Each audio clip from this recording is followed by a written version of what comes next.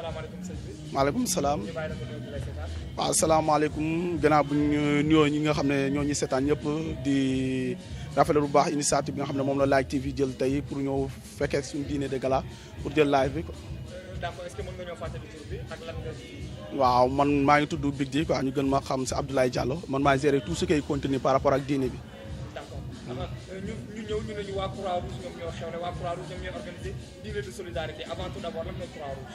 non Croix-Rouge moom comme bu ñu koy wax rek institution la institution à vocation humanitaire mu ngi judd en 1859 fële sa Solferino ku ko créé woon mu ngi tudd Jean-Henri Dina moom benn homme d'affaires la woon ñëw woon fekkee benn xeex bu amee woon Solferino en 1853 mu ñëwee fekkee xeex bi gis horreur bi fa amoon am ay blessé am ay décès mu gis ni amul benn soin bi nga xam ne dañ ko doon procurer ñuy blessé ñu dee dañ leen bàyyi ak seen bopp moom mu jël commencé initiative bi fa la jëlee idée bi ñëw ci moom mu ñooy taxaw ne pourquoi pas en temps de guerre bu amee ñu mën a jéem a xool benn solution boo xam ne dañu mën a sauver ñi nga xam ne dañoo blessé prisonniers itam ñu xool lu ñuy jéem a améliorer seen condition ci kaw loolu la génnee woon idée bi mu nekkoon le comité de 5 dem ba ci biir gars yi xalaat ni war nañ ko mën a taxawal dañ ko taxawalee pour rendre ko hommage si leen jël croix bi drapeau suisse moom lañu intervertir xam nga drapeau suisse boo xoolee fond rouge la croix blanc mais dañoo jël intervertir drapeau bi ñu jël fond blanc croix rouge loolu moo waral croix rouge. d'accord après tey ñu ne ñu Croix-Rouge di organiser 3e édition dîner de solidarité.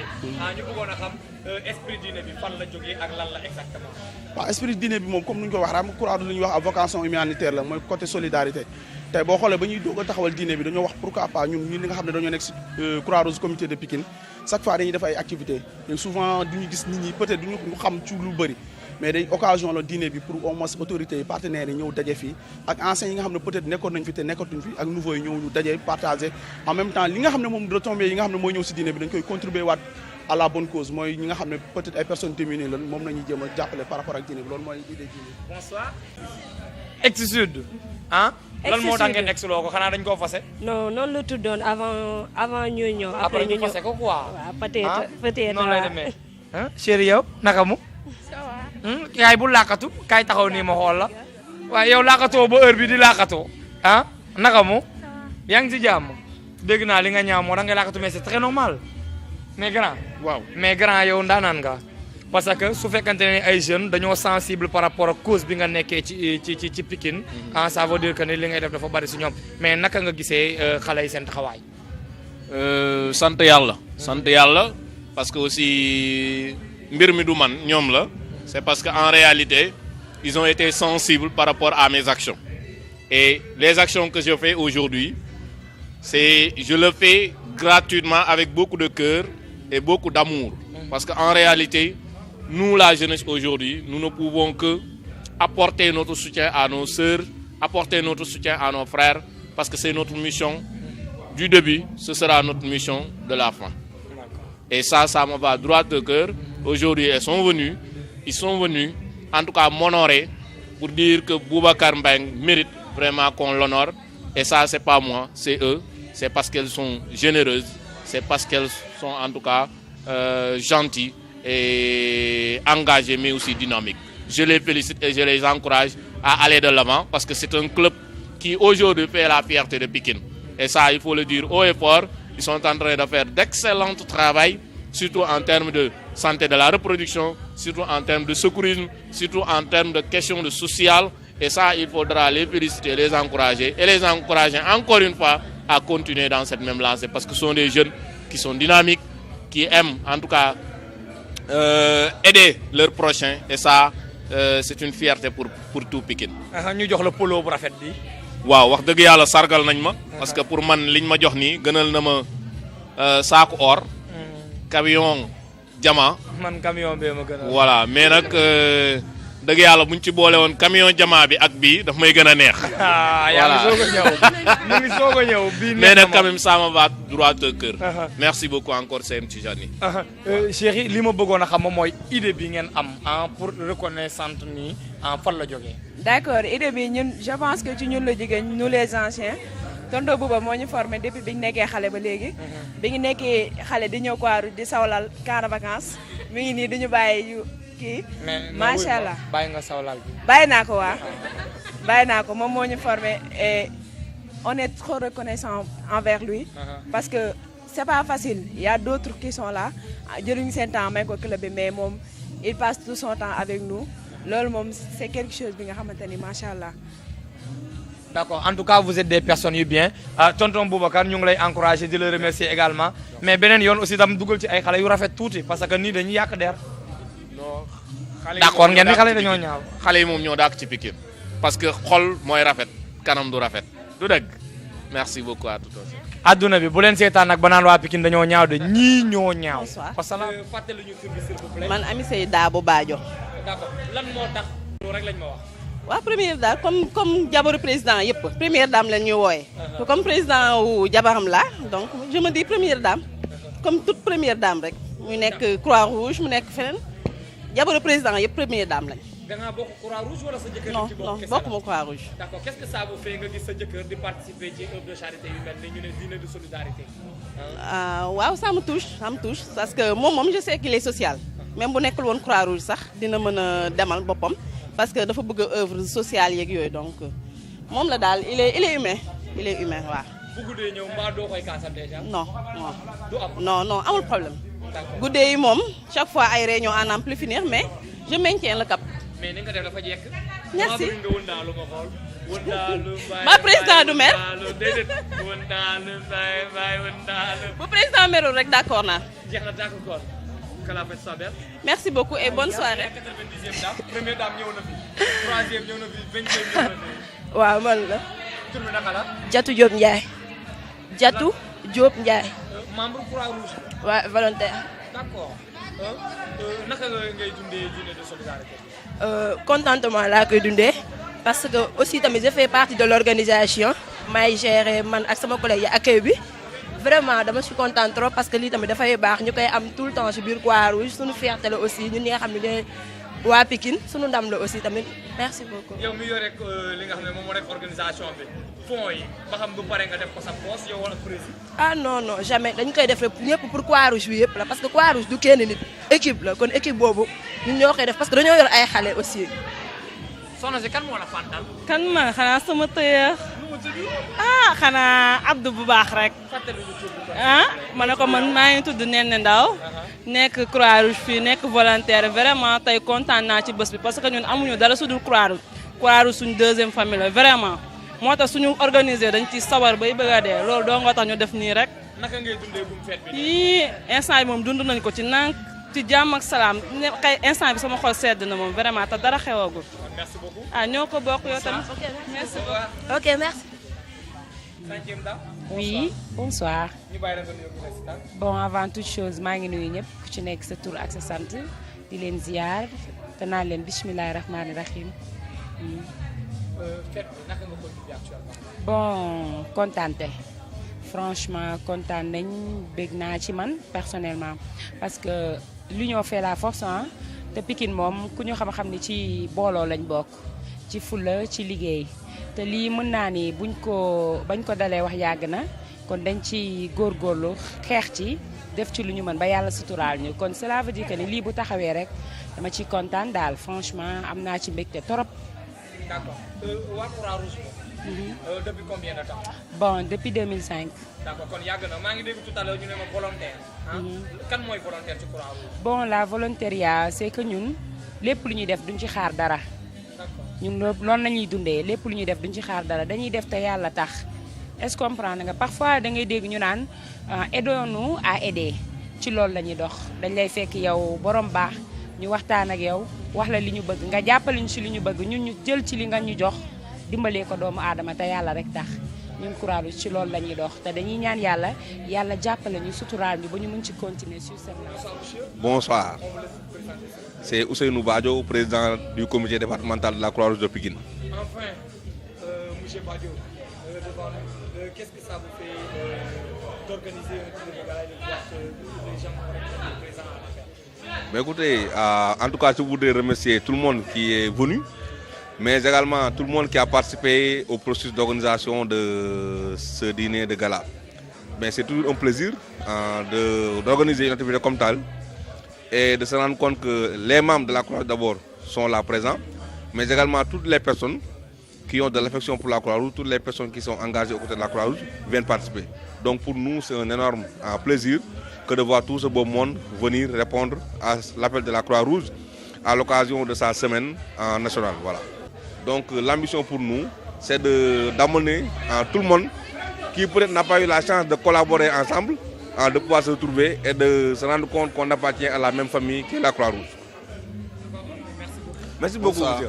Merci. Ahmed Gueye, président du conseil départemental de la jeunesse de Pikine. Nous pouvons avoir votre impression par rapport à l'organisation de ce soir. Absolument, je dois d'abord féliciter la Croix-Rouge vraiment pour cette heureuse initiative parce que tout simplement, vraiment, cela a contribué quand même à faire quand même les éloges de la solidarité parce que nous sommes dans un pays ou bien même dans un département qui est marqué vraiment par des inégalités qui sont vraiment connues de tous. Et je pense que ces genres d'initiatives vont dans le sens quand même de faire en sorte que ceux qui ne peuvent pas quand même ceux qui ne pourront pas jouir de leurs propres moyens puissent quand même bénéficier de cette solidarité pikinoise, que toutes les organisations aujourd'hui se joignent à la Croix-Rouge pour essayer donc de faire cet acte de solidarité à travers ce dîner de gala, et les fonds seront versés aux enfants mais aussi aux démunis, mais aussi de faire des actions citoyennes pour faire en sorte que la banlieue et particulièrement le département de Pikine puisse se développer. Bonsoir monsieur. Man la Mariama Thior. Ok, nekk coordinatrice. lan nga ci programme bi. Bon, nekk coordinatrice su programme bi. Waaw, mu nekk suñu 3e édition dîner de solidarité. Nga xam ne depuis ñetti at a ngi nii ñu ngi koy organiser. Donc c'est la première fois aussi ñu may def coordinatrice. Ma am ci contentement bu baax parce que lu toll ni programme bu toll ni ñu dénk ma ko, donc loolu du ma ko def lu dul santé ko yàlla. Ba pare di gërëm aussi bu baax ñi nga xam ne ñoo am qualité boobu pour dénk ma ko. Waaw, ma koy rafetlu di ci remercier le directeur, le président départemental de Pikine muy monsieur Ousseynou Badio.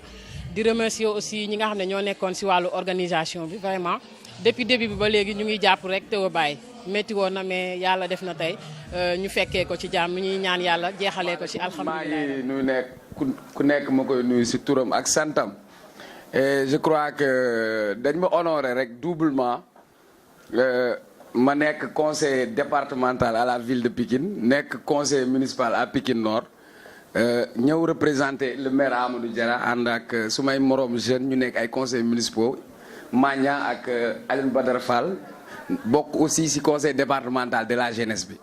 Donc peut-être suñu amee chance su am ndomba tànk yooyu yëpp parce que ay jeunes lañ te dañu gëm ni Pikine il faut que jeunes yi jóg impliqué wu. Et muy ñi nekk ci Croix-Rouge bi muy ñi nekk ci conseil départemental war nañu wane ni que leadership véritable jarul ñu koy wuti feneen. Et tey boo ñëwee ci cérémonie bi ni ñu ko organiser ak ni mu réussir ngeen xam ni que à Pikine c'est possible war nañ mën a relever ay. Merci de nous avoir invités.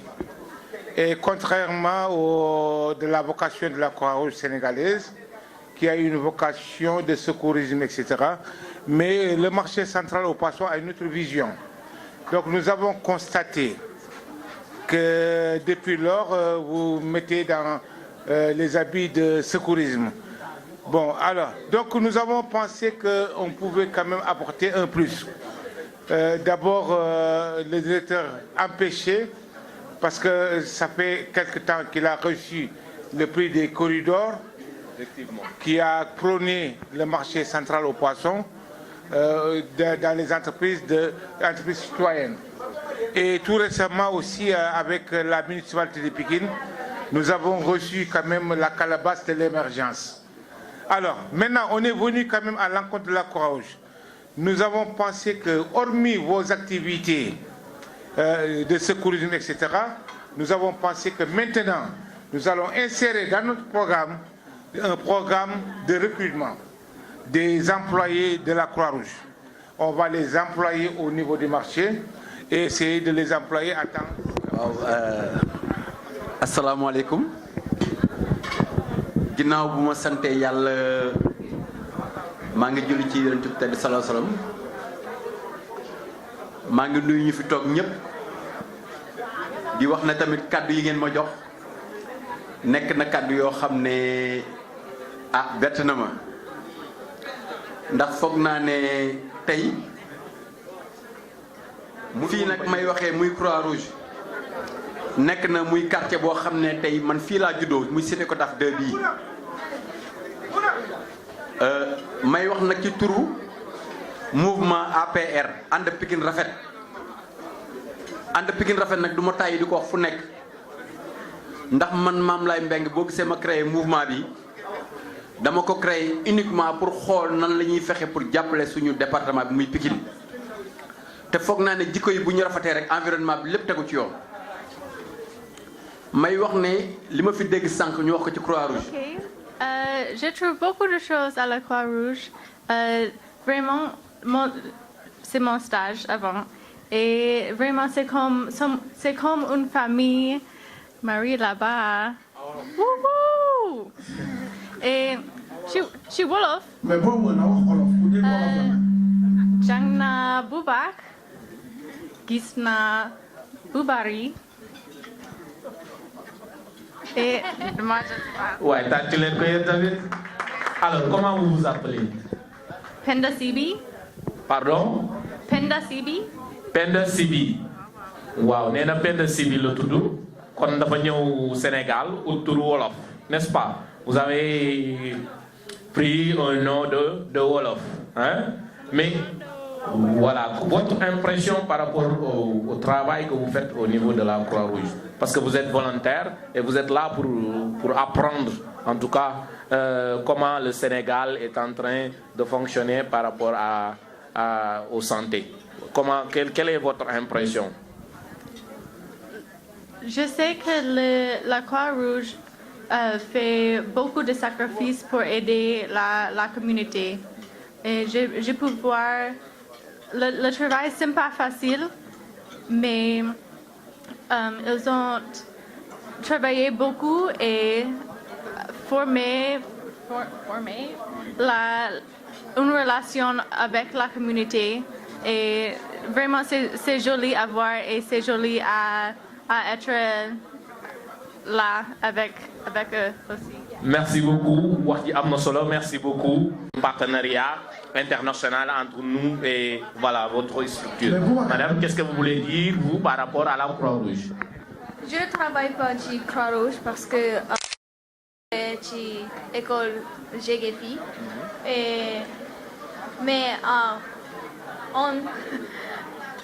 nous ngi ñëw fii ensemble et c'est pourquoi je vois beaucoup de gens ici et waa Croix-Rouge baax nañu waaw. Croix-Rouge baax nañu. Waaw. Bonjour, salut en japonais. Vous êtes japonais? Waaw, comment on dit bonjour? Bonsoir et konbanwa. Pardon? Konbanwa. Mais qui dafa saaga? Et qu'est-ce qu'on répond? Konbanwa. Konbanwa ak seeni sant. Te di remercier membres yi fi nekk ñëpp, di remercier tout le monde. Et di wax ji du sori.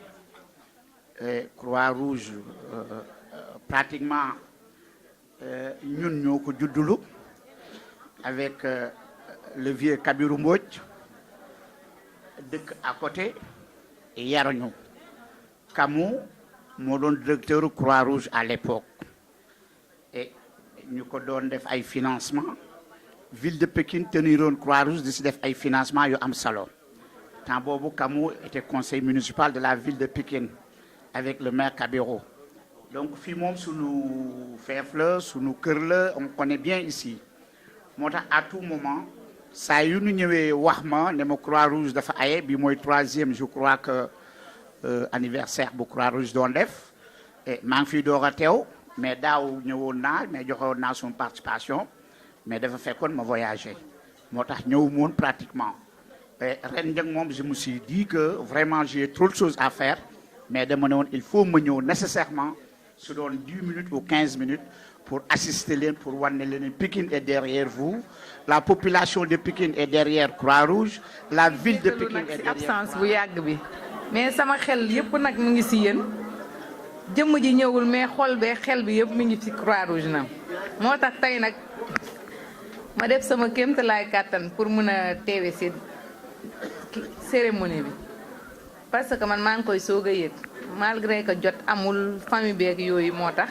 kii de solidarité bi ñuy def chaque année waaw comme Boubacar ni mu ko waxee rek man wax nag du lu may mëne lu bëri mënewuma si daal lu bëri mais nag maa ngi nuyu ñëpp di kontaan si yéen ak si retrouvaille bi tamit te tamit di kontaan tamit si moom comme nag nit boo ko formé ba mu ñëw ma mu nga gis ay capacité yoo xam ne sax yow bett na la si moom ah xel bu dal rek mais di ko gën a yokk ñaan daal waaw yàlla na yàlla def mais tata xam naa ni am na lu la yéen a fi nekkoon et vous dund ngeen ay moment yu doy waar lan moo la gën a marqué ci Croix Rouge ci li nga xam ne dund nga ko biir Croix Rouge muy loo xam ne tey doon na loo xam ne tey formé na forgé na li nga xam ne mooy kër gi ah li ma si gën a marqué daal ndaxte man jeunesse bi daal yéen a ma si gën a marqué ndaxte tey xale boo gis ay ñoom Bamba merci beaucoup ci liggéey bi nga xam ne def nga ko ci Croix Rouge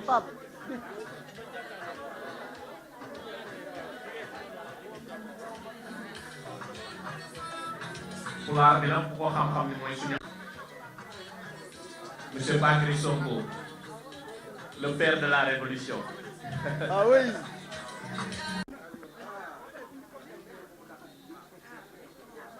kii moom moo wan yoon bi jërëjëf borom baat bu neex moo d'accord way ci Croix Rouge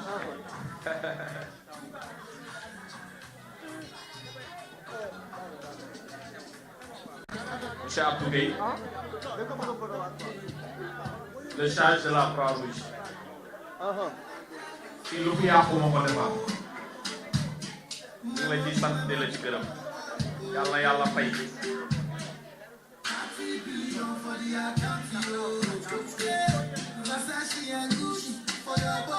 waaw monsieur Diaw ça c'est le grand Diaw. Qui a permis à la jeunesse aussi de comprendre beaucoup de choses. Il a participé à notre formation. Grand boo xam ne la bu ñu xamee schéma tey moom moo tax grand bu mën schéma la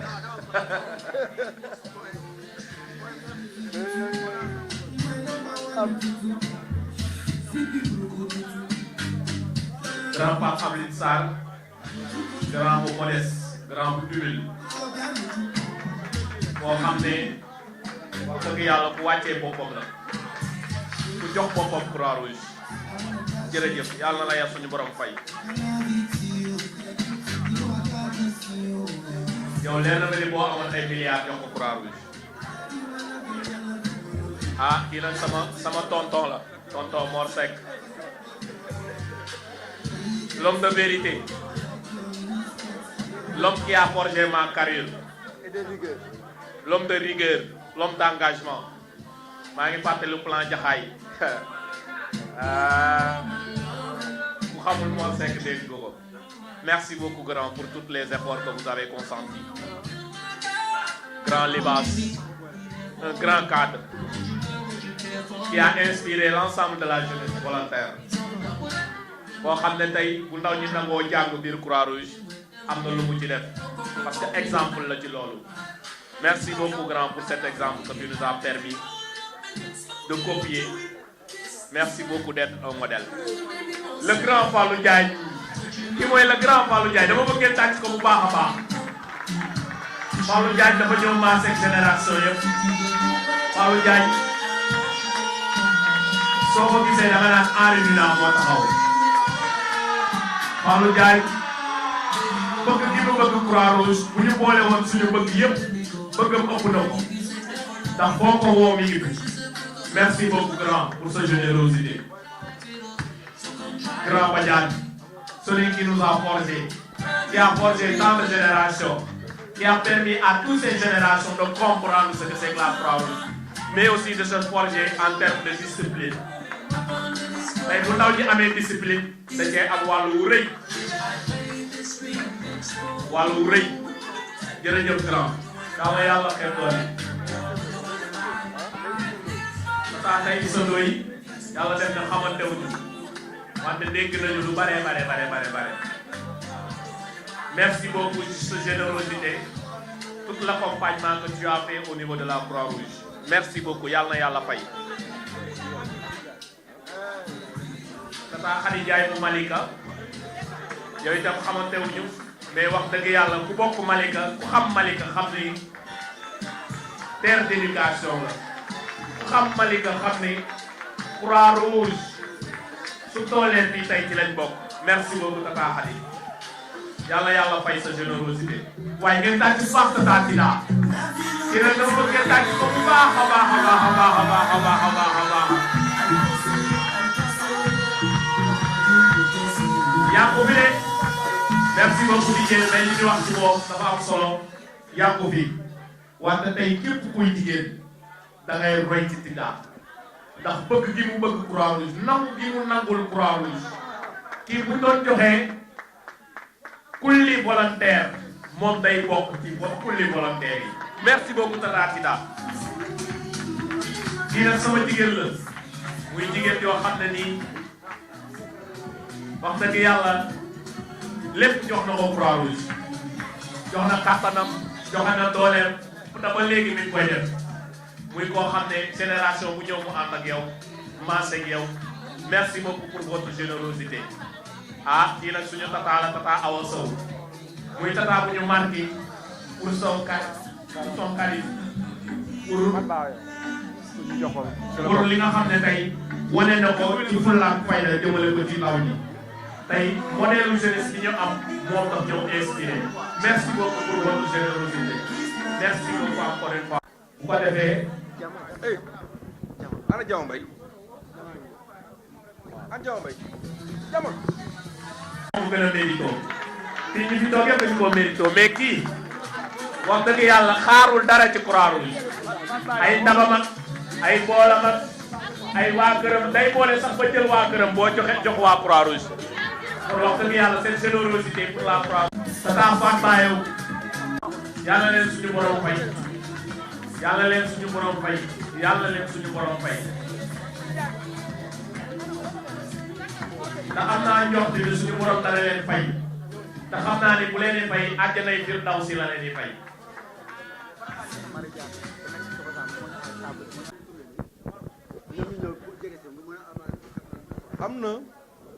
am na ku ma gisul fii mu ngi woon ci liste bi Alioune Badara Faye dafa dem très bien donc ma bëggoon wax ne suñu jëloon kenn ku nekk fii war a wax lu baax liñ ko xamal lim fi def xëy na duñ fi jógee moo tax dañuy boole ñëpp tënk liñ mën a wax si ñoom si xëy na ñetti baat mooy disponibilité parce que quand même engagement Croix-Rouge la ñu disponibilité mais également engagement parce que li ñuy def yëpp si engagement lañ ko teg mais beneen bi également mooy redevabilité maanaam nit ki di delloo njukkal xam mbir lan la def ci yow nga mën ko delloo parce que ñu bëri fii amatuñu temps seen jot mayu leen ko mais chaque jour di nga dégg téléphone kenn di nga jot SMS yu kenn di nga gis message kenn Facebook